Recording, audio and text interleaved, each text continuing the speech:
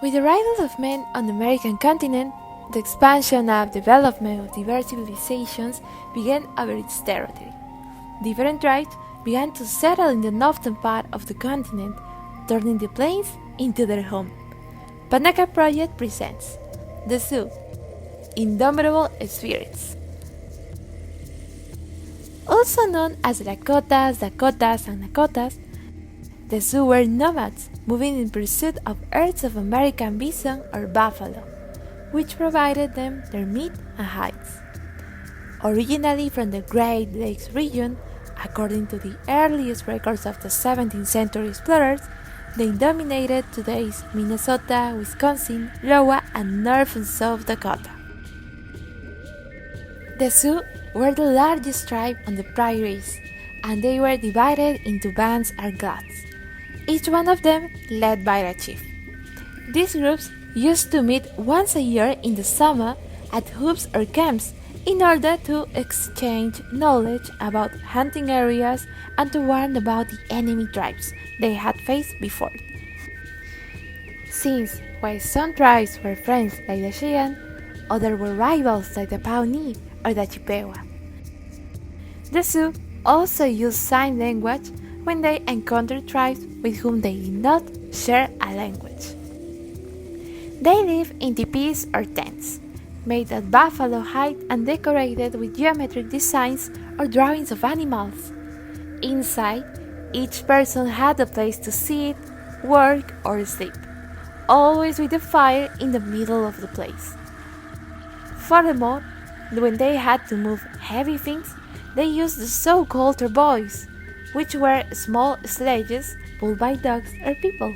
Later, the animals would be replaced by horses brought by the Spaniards, one which the natives called Shungawakan.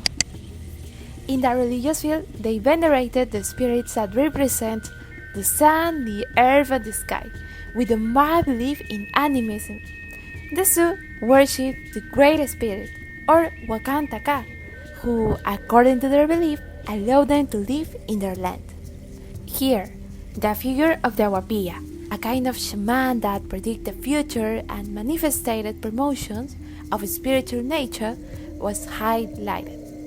The Dance of the Sun was the most important festival, in which men were fastened to wooden stakes in the middle of the camp at midnight to obtain a vision or receive the Wakantaka's brightness for one more year.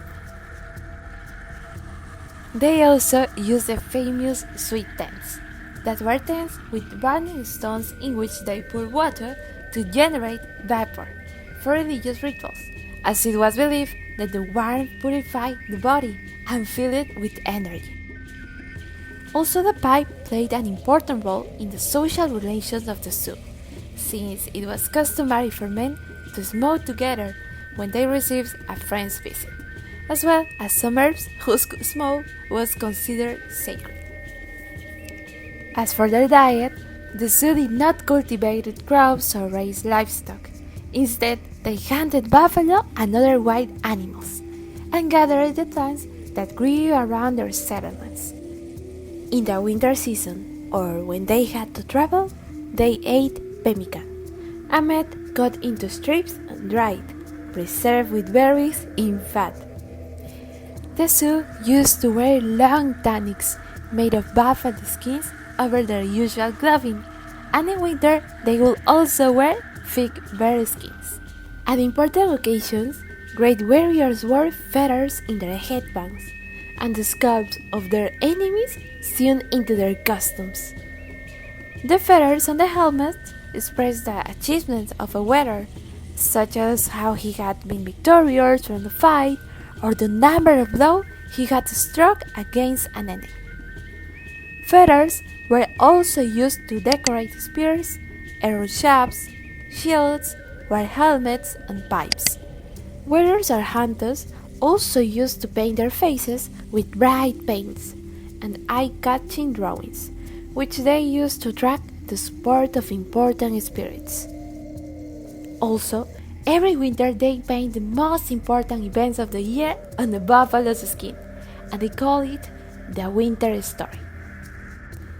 The arrival of the Europeans to the new continent forced the Sioux and other native tribes to defend their lands, which meant they had to unite to confront the new and unknown enemy.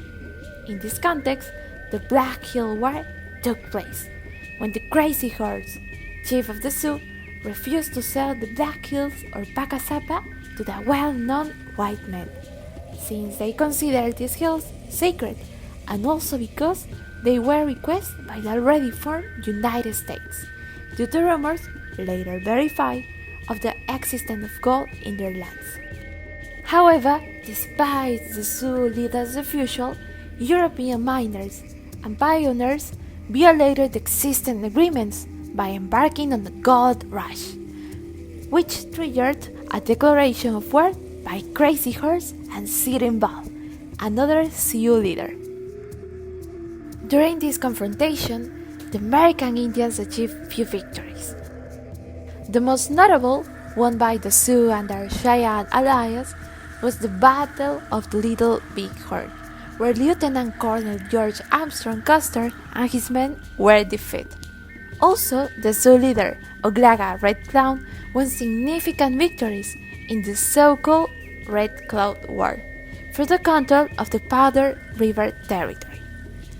In the end, however, it was the American army that would win the final victory, and the Indians were gradually reduced to small reserves after being decimated not only by the battles but also by disease and lack of food, as the buffalo population was also affected in numbers during this period with the arrival of the settlers.